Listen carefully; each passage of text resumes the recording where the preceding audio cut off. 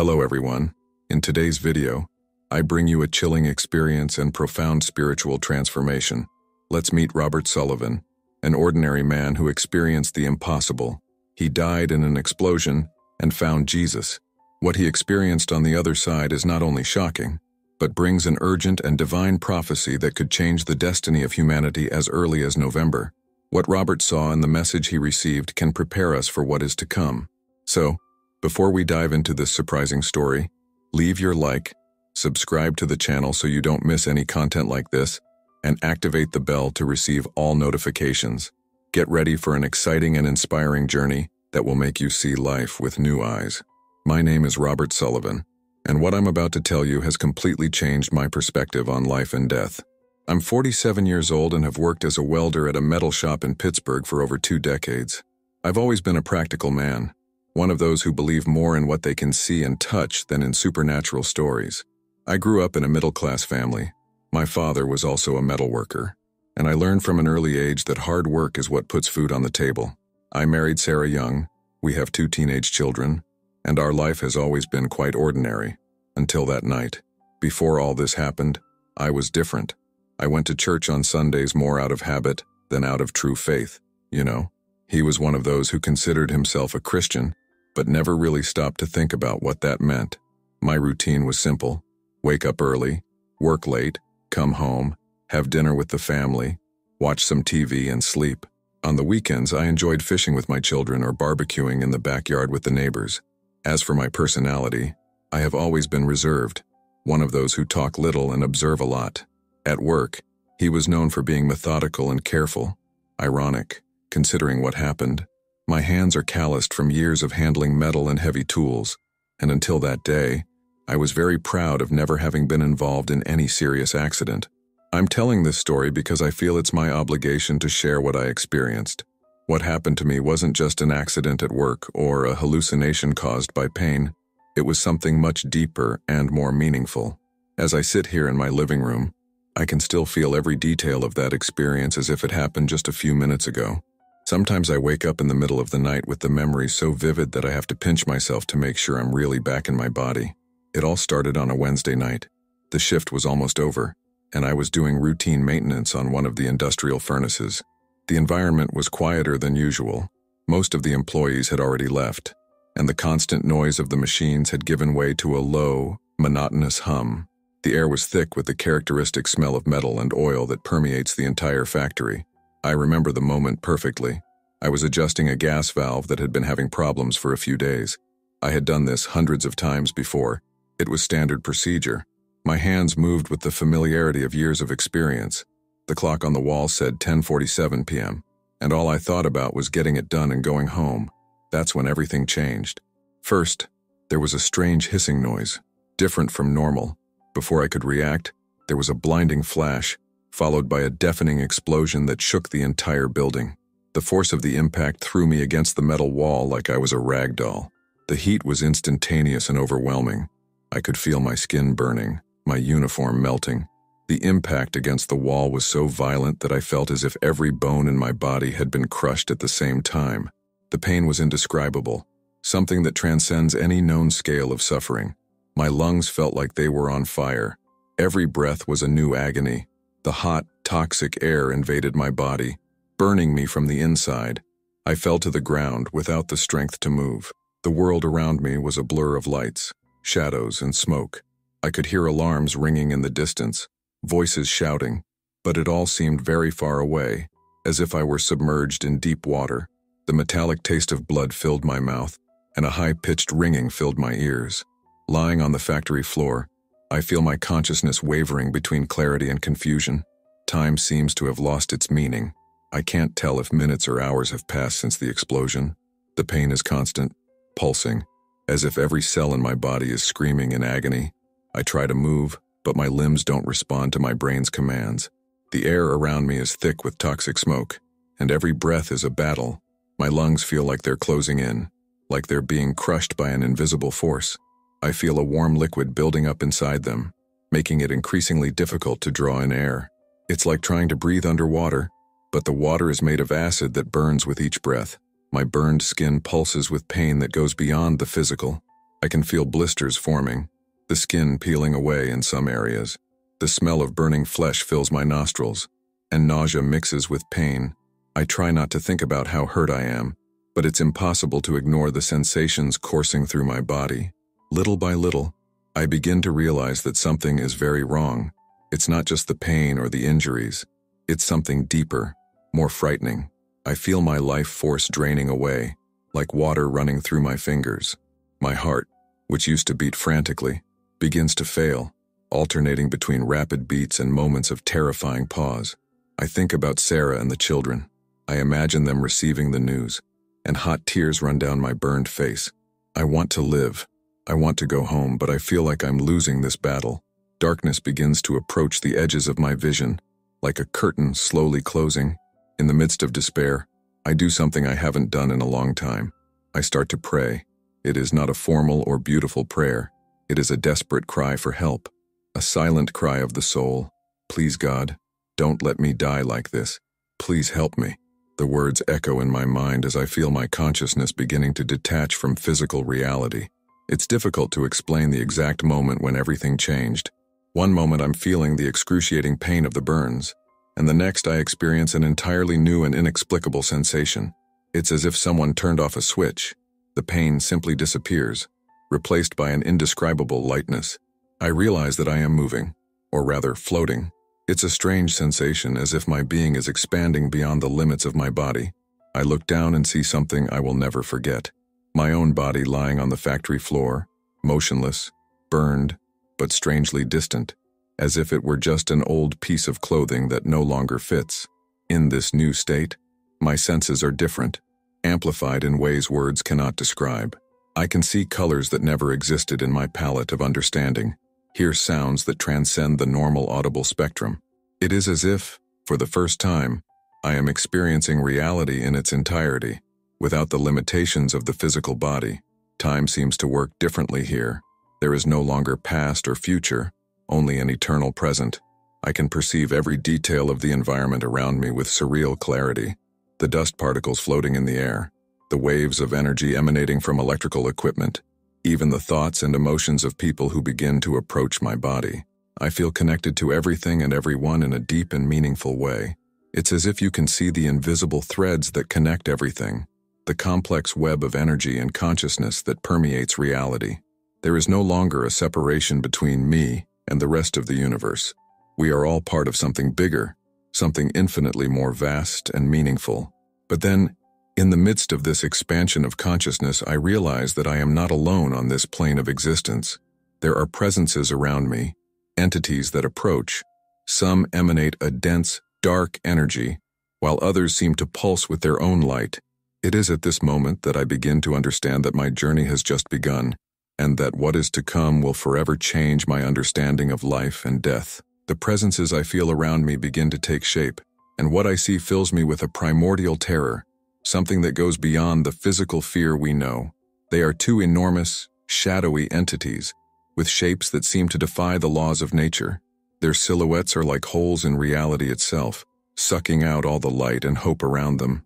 They move in a way that makes my being shudder. It's not a normal movement. It's as if they glide through dimensions. His eyes, if I can call them that, are like deep chasms of absolute darkness. When they approach, I feel a cold that penetrates not my flesh, which I no longer have, but my very essence.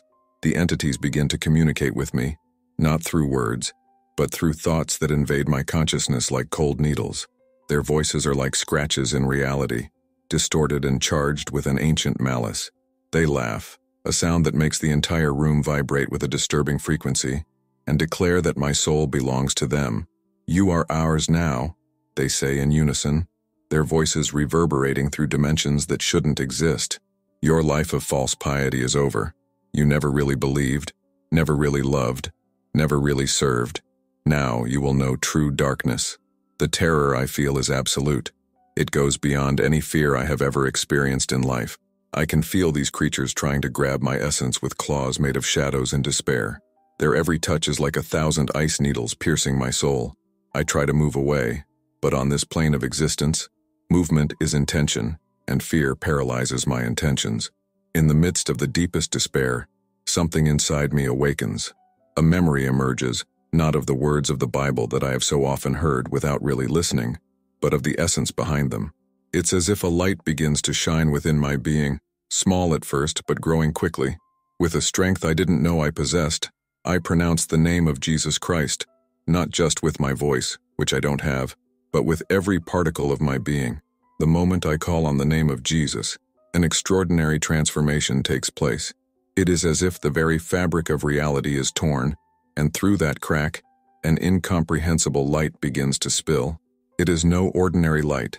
It is something alive, conscious, pulsating with love and power.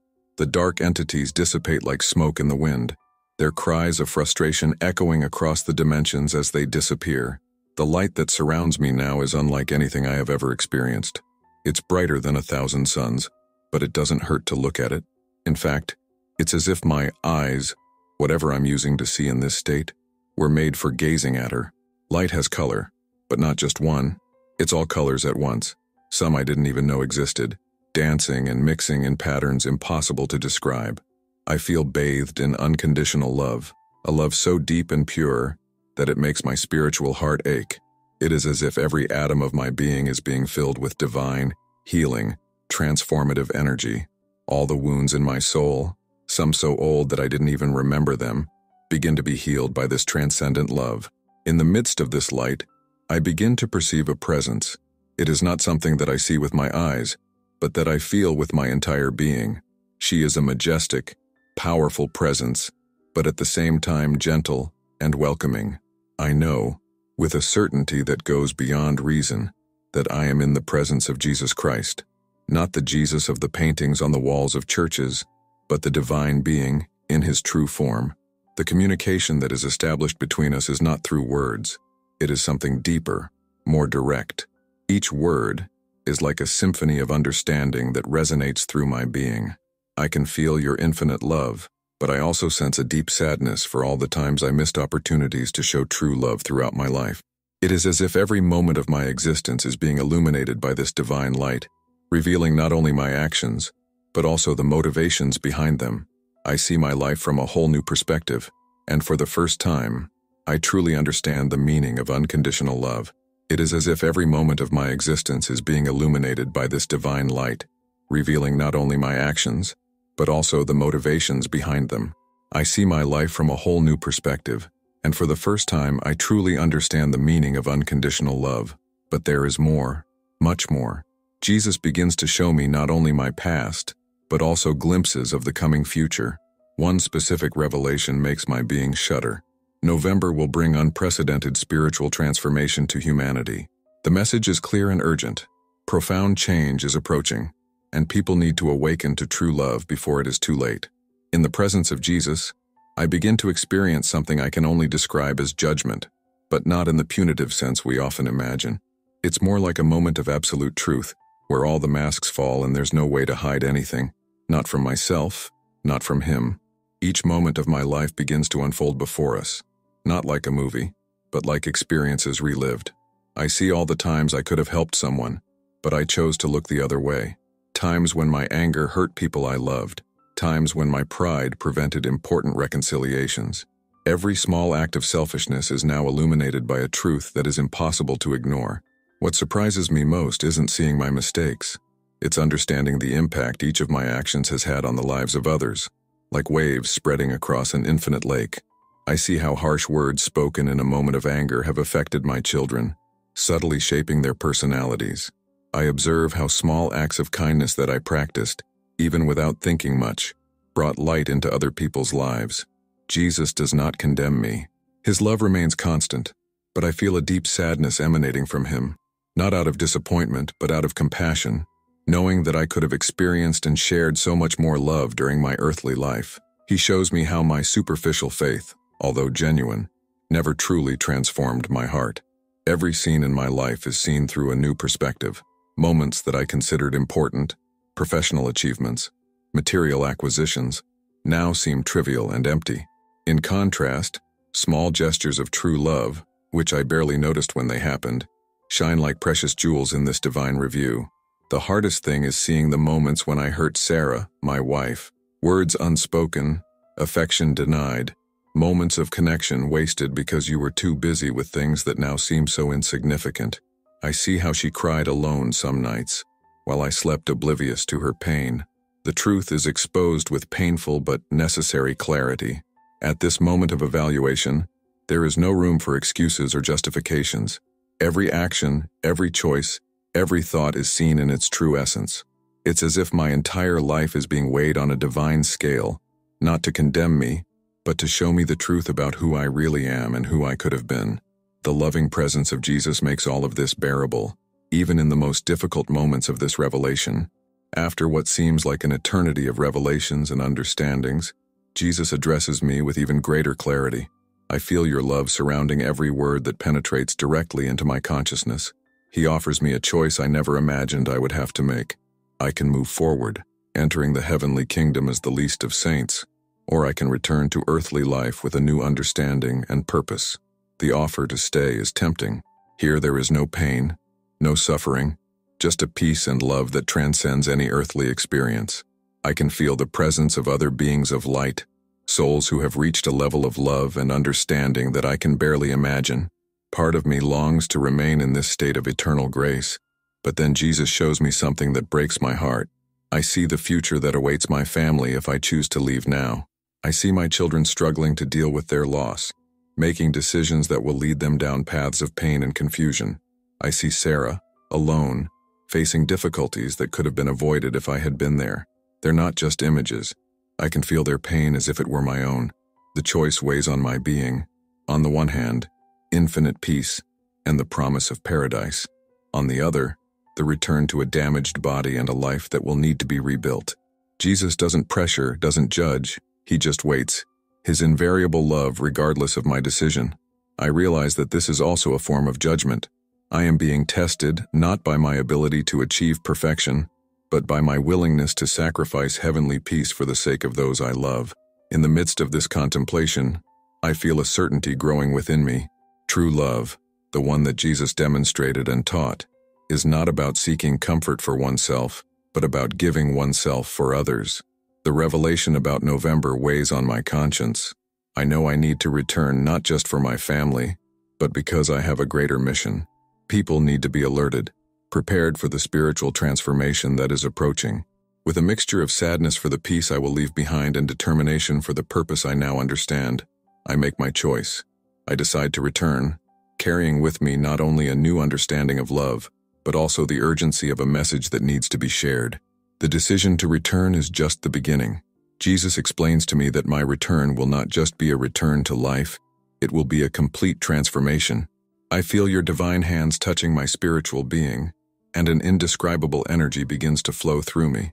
It's as if every particle of my essence is being reconfigured, prepared for a new form of existence. The transition is gradual and intense. I begin to feel my being pulled back into the physical plane, as if I were diving into a deep, dense ocean.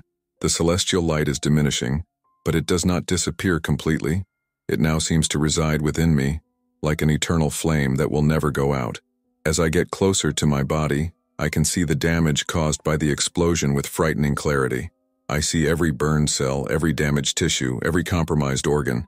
But something extraordinary happens. As I reconnect with my physical form, the divine energy that Jesus implanted in me begins to work. It's like watching a miracle in slow motion. Tissues regenerate, organs heal, life flows again through veins that were about to give up. The pain returns, but it's different now. It is no longer a desperate torment, but a reminder of the life that pulses within me. Every sensation, even the unpleasant ones, carries with it a deep gratitude for the opportunity to be alive again. My lungs, once filled with toxic smoke, cleanse and strengthen. Burnt skin begins a regeneration process that will defy all medical explanation. Little by little, my consciousness completely reintegrates into the body. The sounds of the physical world return, ambulance sirens, worried voices, the clanking of emergency equipment. I slowly open my eyes, and the first thing I see is the frightened face of a paramedic who certainly didn't expect to find me alive. I try to speak, but my throat is dry. However, I feel a smile forming on my lips, because I know that despite being back in the material world, I will never be the same person again. Now, lying on the ambulance stretcher as they take me to the hospital, I experience a peace that completely contradicts the situation. The paramedics around me work frantically, clearly surprised by my vital signs, which they say shouldn't be possible considering the extent of my injuries. But I know that every second I breathe is a gift, a new chance given to me with a specific purpose. I can feel the presence of divine love in every breath, in every beat of my heart. It's as if my senses are permanently heightened, not in the same supernatural way I experienced during my spiritual journey, but in a subtler and equally profound way. I realize the interconnection between all things, the miracle present in every moment of existence. I think about Sarah and the children, knowing that they will soon receive news of the accident. I long to see them, to hug them, to start living this new life that I have been given. I know I have a lot to repair, a lot of love to show, a lot of important words to say. Every second seems too precious to waste.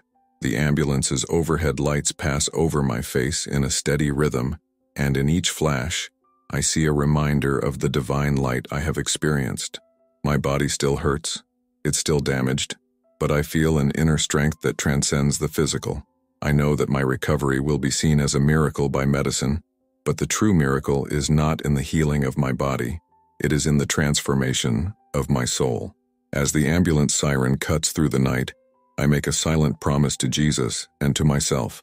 I promise that every remaining day of my life will be lived with purpose, with true love, with the clear awareness that every moment is an opportunity to make a difference in someone's life. The experience I just had wasn't just about death and life. It was about love, purpose, and the true essence of what it means to be alive. If you liked this beautiful spiritual testimony, leave a like, comment on your impressions, subscribe to the channel, and don't forget to activate the notification bell to watch each new video and help us spread this message to a greater number of people. Until next time.